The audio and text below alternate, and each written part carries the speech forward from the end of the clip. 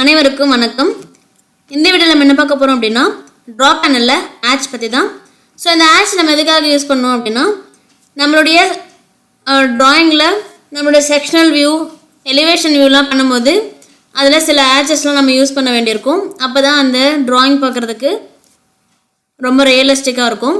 So அதுக்காக நம்ம ஆட்சஸ் use பண்ணுவோம். ஸோ இந்த ஆட்சை இந்த இடத்துல ட்ரா பேனலில் இந்த இடத்துல கிளிக் பண்ணாலும் ஆட்சஸ் வரும். அப்படி இல்லை அப்படின்னா கமெண்ட் பாக்ஸில் ஹெச் அப்படின்னு டைப் பண்ணி என்ட்ரு பண்ணிங்க அப்படின்னா ஆட்ச் ஆக்டிவேட் ஆகிடும். ஸோ இப்போ இந்த இடத்துல இங்கே இது ஆட்ச்க்கான செட்டிங்ஸு. ஸோ இதில் பார்த்தீங்க அப்படின்னா நிறைய விதமான ஆட்சஸ் பேட்டர்ன்ஸ் இருக்குது. ஸோ ஃபஸ்ட்டு சாலிடு இருக்குது இல்லையா, இது கிளிக் பண்ணி இந்த இடத்துல பிக் பண்ணேன் அப்படின்னா ஸோ இந்த இடத்துல அது அப்ளை ஆகிடும்.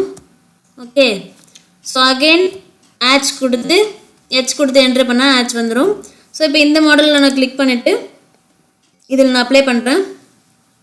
ஸோ இப்போ பார்த்தீங்க அப்படின்னா இந்த இடத்துல இது விசிபிலிட்டி ரொம்ப கம்மியாக இருக்குது. ஏன்னா இதோட ஸ்கேல் பர்ஃபெக்டாக இல்லை. நம்ம என்ன பண்ணுறோம், இதை டபுள் கிளிக் பண்ணணும். ஓகே, டபுள் கிளிக் பண்ண உடனே நமக்கு இந்த மாதிரி இது கொஞ்சம் மூவ் பண்ணி காமிக்கிறேன்.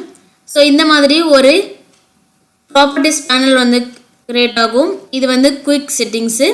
ஸோ இது பார்த்தீங்கன்னா இது டிஃபால்ட் செட்டிங்ஸ் பேனல். ஸோ இப்போ என்ன பண்ணுறோம், இந்த குயிக் செட்டிங்கில் நம்ம சேஞ்ச் பண்ணிக்கலாம். இதோட ஸ்கேலை இப்போ பார்த்தீங்கன்னா ரொம்ப பெருசாக இருக்கிறதுனால இந்த இடத்துல சரியாக தெரியல. ஸோ இப்போ என்ன பண்ணணும், இதோட வேல்யூ இன்னும் கொஞ்சம் குறைச்சா தான் நமக்கு நல்லா தெரியும். ஸோ 0.5 கொடுத்து பார்க்கலாம். ஸோ இன்னும் விசிபிலிட்டி நல்லா இல்லை. ஸோ இன்னும் கொஞ்சம் கம்மி பண்ணி 0.2. ஓகே, இது ஓகேவாக இருக்க மாதிரி இருக்குது. ஸோ கொடுத்து நம்ம ஜஸ்ட்டு என்ட்ரி பண்ணால் போதும், அந்த வேல்யூ வந்துடும். அதுக்கடுத்து மறுபடியும் ஆட்ச் என்டர். ஸோ வேறு ஏதாவது ஒரு டிசைன் கொடுத்து பார்க்கலாம். ஸோ பிரிக்கு கொடுத்து பார்க்கலாம். ஸோ பிரிக் கொடுத்து இந்த இடத்துல கொடுத்தீங்க அப்படின்னா இங்கே நமக்கு வந்துருச்சு. ஆனால் நமக்கு விசிபிலிட்டி ஆகலை. ஏன்னா நம்ம ஸ்கேல் சேஞ்சஸ் பண்ண வேண்டியிருக்கு. ஸோ நம்மளுடைய ப்ராஜெக்ட் ஏற்ற மாதிரி நம்ம ஸ்கேலை சேஞ்ச் பண்ணிக்கலாம். ஸோ இதை டபுள் கிளிக் பண்ணிங்க அப்படின்னா இந்த பேனல் ஓப்பன் ஆகிடும். இந்த இடத்துலையும் சேஞ்ச் பண்ணிக்கலாம், இந்த இடத்துலையும் சேஞ்ச் பண்ணிக்கலாம். ஸோ இப்போ நான் இந்த இடத்துல சேஞ்ச் பண்ணி காமிக்கிறேன். ஸோ இப்போ இதோட வேலையை இன்னும் கொஞ்சம் குறைக்கணும். ஸோ இதுவும் சரியாக இல்லை, இன்னும் குறைச்சி பாருங்கள். ஓகேவாக இருக்குது. ஸோ அந்தளவு அப்படியே வச்சுக்கலாம். அதுக்கடுத்து இன்னும் வேறு ஏதாவது கொடுத்து பார்க்கலாம். ஆட்ச் எர்த்து. ஸோ இதுலேயும் நம்ம சேஞ்சஸ் பண்ணணும். ஸோ ஃபஸ்ட்டு செலக்ட் பண்ணுங்கள், ஸ்கேலை சேஞ்ச் பண்ணுங்கள். வந்துடுச்சா? ஸோ இந்த மாதிரி தான் நம்ம ஆட்சஸ் யூஸ் பண்ணணும். புரியுதுங்களா? நிறைய விதவிதமான ஆட்சஸ் இருக்குது. எந்த ஆட்ச் வேணாலும் கொடுத்து யூஸ் பண்ணிக்கலாம். ஓகே,